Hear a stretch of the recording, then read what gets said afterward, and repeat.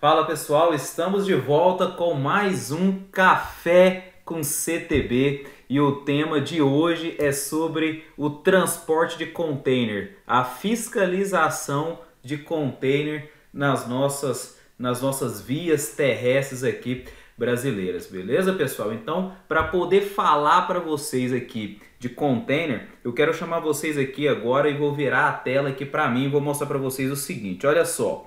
Quando a gente for falar aqui de container, nós vamos ver aqui qual é a legislação aplicável. Olha só, para falar de container, a legislação aplicável é o artigo 102 do CTB, combinado com o seu parágrafo único, e a resolução CONTRAN 564.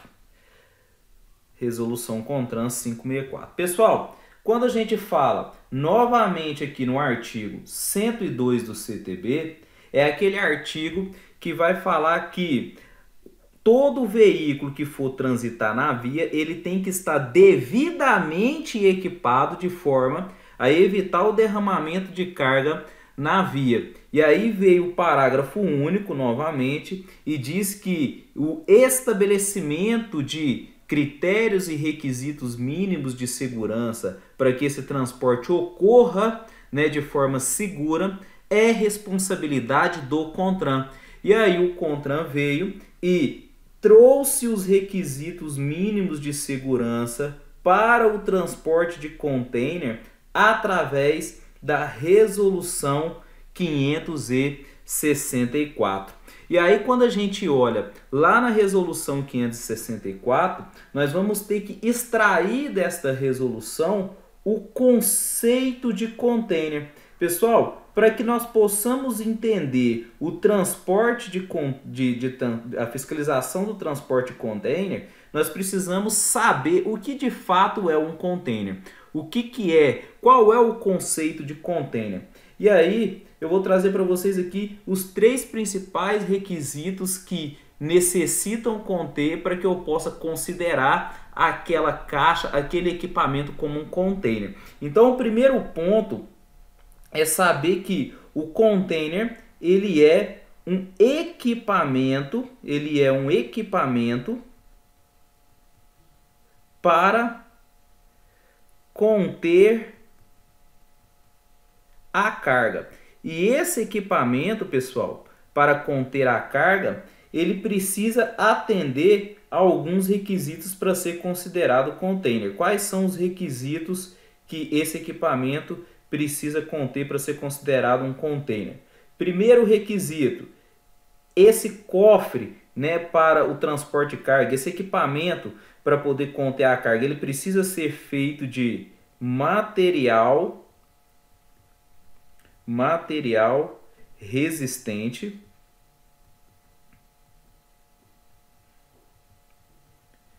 ele precisa ter dimensões e encaixes padronizados.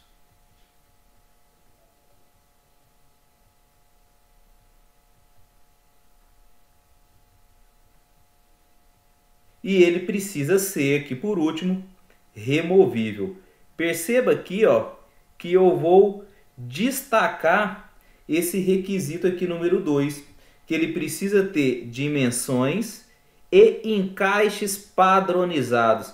Essa daqui, é a principal característica de um container, porque o container ele é utilizado para o transporte multimodal. O que quer dizer transporte multimodal, pessoal? Transporte multimodal quer dizer que esse transporte ele utiliza várias vias. Ele é feito por principalmente rodovia, as vias terrestres. Ele é feito por via marítima, mar ou por ferrovias. Ele é um transporte multimodal. Então, esse cofre para conter a carga, esse equipamento para poder conter a carga, ele sai ali do caminhão, ele vai para o navio ou ele sai do caminhão, vai para o trem. Então ele tem que ter essas dimensões e esses encaixes padronizados para que esse transporte multimodal possa ocorrer de forma efetiva. Beleza? Aqui eu trouxe para vocês aqui, ó, então, um exemplo de container. Vocês podem ver que aqui a gente tem uma caixa aqui, né, um cofre que é feito de material resistente, né? Ele é feito de material resistente. Você pode ver aqui que esse equipamento aqui, essa caixa, ela tem dimensões padronizadas, Você pode ver que essa caixa aqui, ela tem encaixes padronizados. Aldir, eu não consegui visualizar aqui os encaixes. Aqui, ó. Aqui nós temos um encaixe, tem um outro encaixe aqui nesse canto, tem um encaixe aqui nesse canto. E esses encaixes aqui, pessoal, é o que nós chamamos de dispositivos de canto do container. Dispositivos de canto. O container ele vai ter aqui, ó, no mínimo esses 4 dispositivos de canto, e é justamente nesses dispositivos de canto aqui que é encaixado o que nós chamamos de dispositivos de fixação que se encontram lá nas carrocerias dos veículos transportadores de container, né? Aqui, ó, você pode ver que tem aqui um outro dispositivo de canto, tem outro ali, um de cá, tem outro de cá, né? Então essas são as principais características de um container. Aqui, ó, nessa foto aqui eu trouxe para vocês alguns exemplos do que não seria um container. Por exemplo, isso aqui, ó, está sendo utilizado para poder, não sei, aqui está parecendo um ponto de ônibus, né? Então veja que aqui já não tem mais as dimensões padronizadas nesse daqui. Então isso aqui não é um container, é uma caixa metálica, né, sendo utilizada para fins diversos. Aqui também, ó, eu tenho, né, que já foi um container e agora não é mais, está sendo utilizado aqui para um restaurante, né, um negócio aqui da Coca-Cola, né, não tem mais as dimensões padronizadas, não tem mais os dispositivos de canto. Aqui também já foi um container, não é mais, não tem mais as dimensões padronizadas, né? Esse daqui também, ó, não é um container, porque vocês viram que os containers tem que ter, além das dimensões padronizadas, além de ser material resistente, tem que ter os dispositivos de canto. Então veja que esse aqui não tem dispositivos de canto, então esse aqui não é um container, é uma caixa metálica, né? Esse outro aqui também, ó, não tem os dispositivos de canto, né? Ó, tem essa abertura aqui, né? Ó, isso aqui é uma caixa metálica, né? Não tem os dispositivos de canto, não tem as dimensões padronizadas para poder favorecer um transporte multimodal efetivo. Esse outro aqui também, ó, não tem os dispositivos de canto, as dimensões aqui não são aquelas dimensões padronizadas de um container, então isso aqui também não é um container, é uma caixa metálica. Beleza? Então essas aqui são as principais características para você analisar na sua fiscalização o que seria e o que não seria um container. Beleza? E quando eu falo de container, vocês vão ver diversos tipos de container na sua fiscalização. Por exemplo, na sua fiscalização você pode encontrar um container comum, e esse container comum é o que nós chamamos de dry. Você pode encontrar um container que tem um excesso aqui de altura, e esse container que tem um excesso de altura é o que nós chamamos de container high. Você pode encontrar um container bulk. Esse container bulk é o que nós chamamos de container graneleiro, né? Você pode encontrar um container conhecido como open top. Esse container open top é um container que apresenta uma abertura em cima dele. Você pode encontrar um container chamado de open side. Esse container open side é aquele container que apresenta uma abertura na sua lateral. Você pode encontrar um container também conhecido como o container tanque, né, como se fosse aquele caminhão tanque mesmo. Nós temos o container também conhecido como flat rack.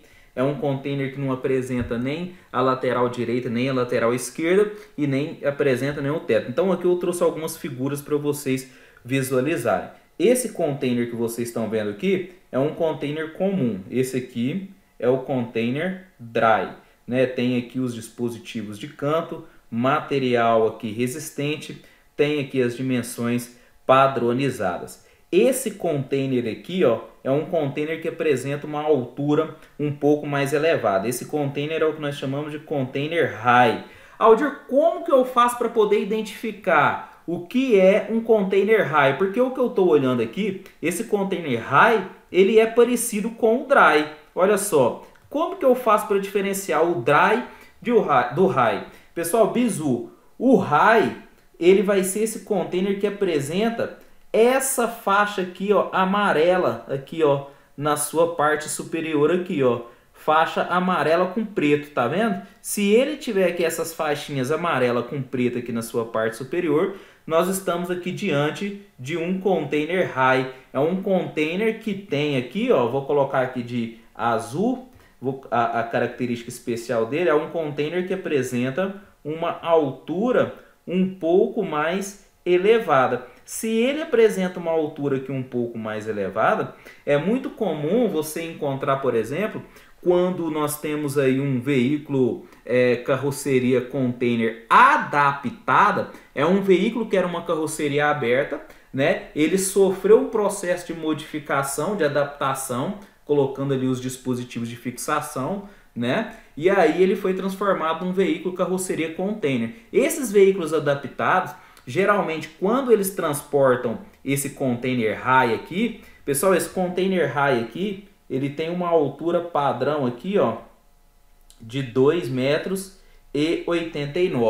né? Então, quando eles estão transportando esse container high aqui, geralmente eles dão um excesso de altura. E aí eu chamo a atenção de vocês aqui para o seguinte ponto. A resolução 564 fala que quando nós temos uma altura, né, quando o container tem uma altura que supera os 4,40, mas é menor do que 4,60, ele só pode transitar na via mediante autorização especial de trânsito, que tem o prazo de 1 ano e ela é emitida para o semi-reboque. Então veja, vou repetir, a resolução 564 fala que o container que excede a altura de 4,40 até o limite de 4,60, ele só pode transitar se ele tiver autorização especial de trânsito, que tem prazo de validade de 1 ano e ela é emitida para o semi-reboque. Aldir, e se o container que eu estiver fiscalizando tiver ali 4,80 de altura? Nesse caso, pessoal, ele não vai conseguir a ET.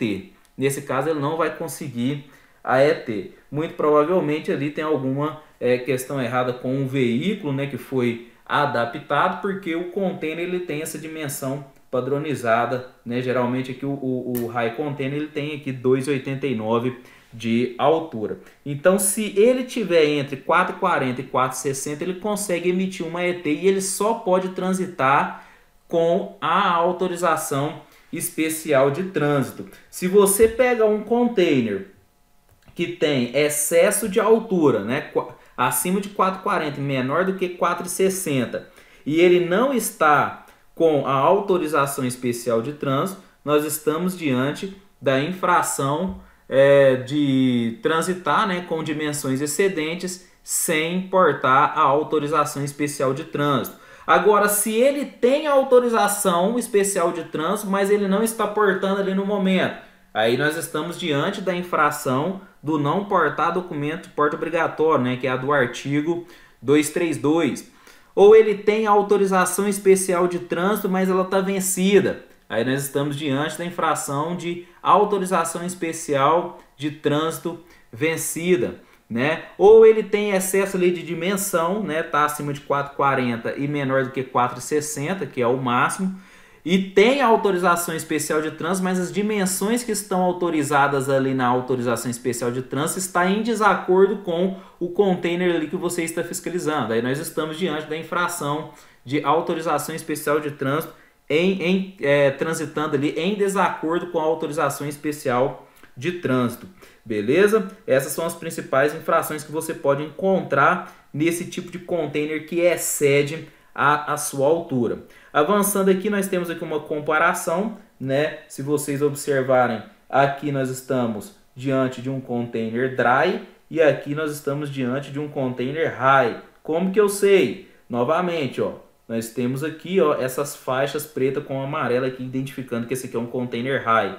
Esse aqui é aquele container que apresenta uma abertura na parte de cima, né? O famoso container open top. É um container muito utilizado para poder transportar rochas ornamentais, né? Que são cargas que precisam ser carregadas por cima. Aqui, ó, rochas ornamentais. Beleza? Nós temos aqui agora o container conhecido como open side. Esse container open side, ele apresenta abertura aqui, ó, nas laterais, né? Muito utilizado para poder transportar aqui máquinas, muito utilizado para poder transportar máquinas, que são cargas que vão entrar carregadas aqui pela lateral. Nós temos aqui, ó, o container conhecido como container bulk ou container graneleiro. Beleza, pessoal?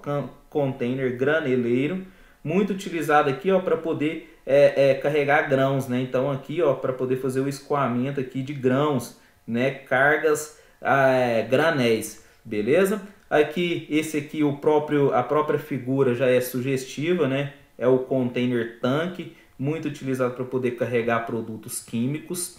Aqui nós temos o container conhecido como flat rack. Esse container aqui, ele não apresenta nem as laterais aqui e nem o teto. Esse container ele é muito utilizado para poder transportar cargas que excedem as dimensões. Cargas que excedem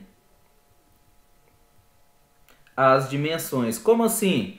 Por exemplo, maquinários agrícolas. Muito utilizado para poder transportar maquinários agrícolas, porque essas cargas excedem as dimensões, então não tem nem a lateral e nem o teto aqui para poder atrapalhar o carregamento. Beleza? Aqui, pessoal, nós temos os tipos de veículos que vão ser utilizados para poder fazer o transporte de container. Aqui nós temos um chassi container e aqui nós temos uma carroceria porta-container. Mas o que eu quero chamar a atenção de vocês aqui, ó, é que vocês têm que perceber que o veículo utilizado para poder fazer o transporte de container, ele pode ser um veículo que foi fabricado para ser transportador de container, ou ele pode ser um veículo adaptado. Como assim um veículo adaptado? Ele era um veículo prancha, ele era um veículo carroceria aberta normal e sofreu um processo de modificação para se transformar num veículo transportador de container. Beleza? Mas independentemente dele ser um veículo fabricado, independente dele ser um veículo adaptado, esses veículos eles precisam ter esses dispositivos aqui de fixação que vocês estão vendo aqui, ó. Esses dispositivos aqui de fixação que vocês estão observando aqui, ó. Aqui tem um, ó. Desse lado aqui eu vou colocar de azul para poder destacar, ó. Aqui tem um, ó. Aqui tem um, ó. Aqui tem um dispositivo de fixação. Esses dispositivos de fixação é o que nós chamamos de DIFs, dispositivos de fixação, ou no dito popular são conhecidos como castanhas, né? Essas castanhas, esses DIFs, são os que vão encaixar lá naqueles dispositivos de canto que eu mostrei para vocês que tem lá no container, beleza? Olha aqui, ó. Aqui nós temos o exemplo aqui dos dispositivos de fixação. Esses aqui são os DIFs, né? São as famosas castanhas do dito popular. São esses dispositivos aqui que vão encaixar lá no dispositivo de canto do container e aí vai ser apertado lá para poder fixar esse container na carroceria do caminhão. Essa aqui é a trava de segurança desses diffs. É essa trava de segurança que impede que esses diffs eles percam ali a pressão, percam ali o aperto durante o transporte, né, que acontece aquelas trepidações nas vias terrestres quando o veículo está efetuando o transporte deste container. Aqui, ó, nós temos uma outra figura mostrando para vocês aqui o dispositivo de canto do container. Esse aqui, ó, é o dispositivo de canto, ó. Esse aqui é o dispositivo de canto, E aqui dentro do dispositivo de canto, ó, nós temos ali o diff ali dentro, né? A famosa castanha ali dentro, né? E aqui, ó, é aqui para poder efetuar o aperto, né, desse diff ali dentro do dispositivo de canto para poder fixar o container ali na carroceria, beleza? E aí nós temos que entender o seguinte, pessoal. Esse veículo aqui, ó, que apresenta os dispositivos de canto, esses dispositivos de canto que vocês podem ver aqui, ó, eles precisam estar em boas condições de funcionamento. Aldir, se eles não estiverem em boas condições de funcionamento, tem infração? Tem.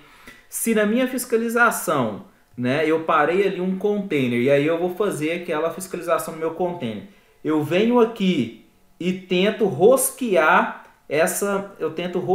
aqui esse diff ali e eu vejo que ele não está apertado ali no momento da minha fiscalização. Se o diff não está apertado, então vamos colocar aqui, ó, não apertado. Se ele não está apertado no momento da fiscalização, nós estamos diante da infração do artigo 230, inciso 9, equipamento obrigatório ineficiente ou inoperante.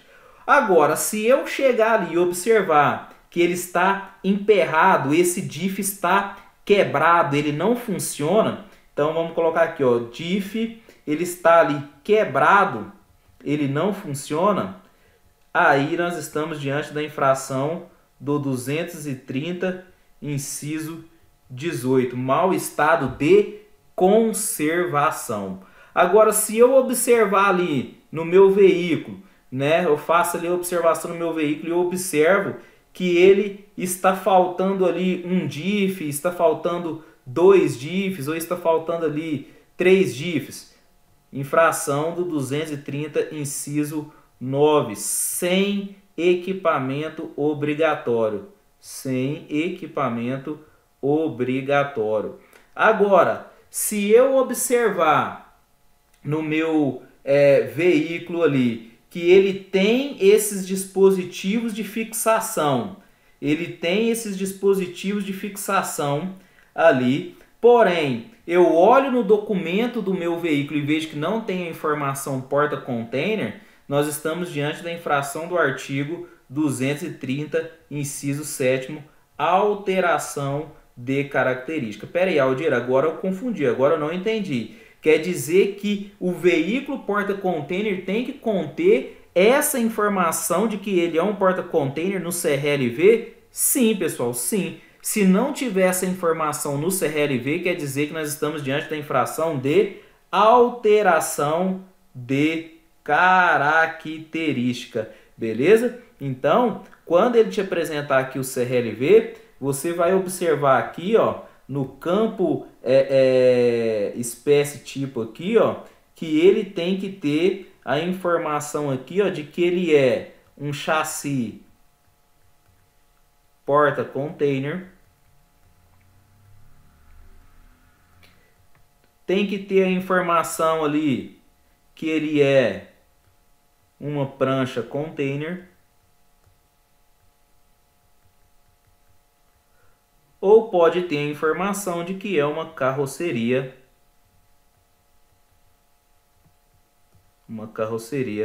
container. Se você observar na sua fiscalização que ele tem os dispositivos ali de fixação, toda aquela alteração, mas não consta a informação de que ele é uma carroceria container, novamente infração do 237, alteração de característica. Esse veículo, ele precisa ter também ali na carroceria as famosas plaquetas. E essas plaquetas, elas vão ser aqui, ó, de dois tipos. Se foi um veículo fabricado como container, ele já saiu de fábrica como container, ele vai ter a plaqueta com a identificação do fabricante.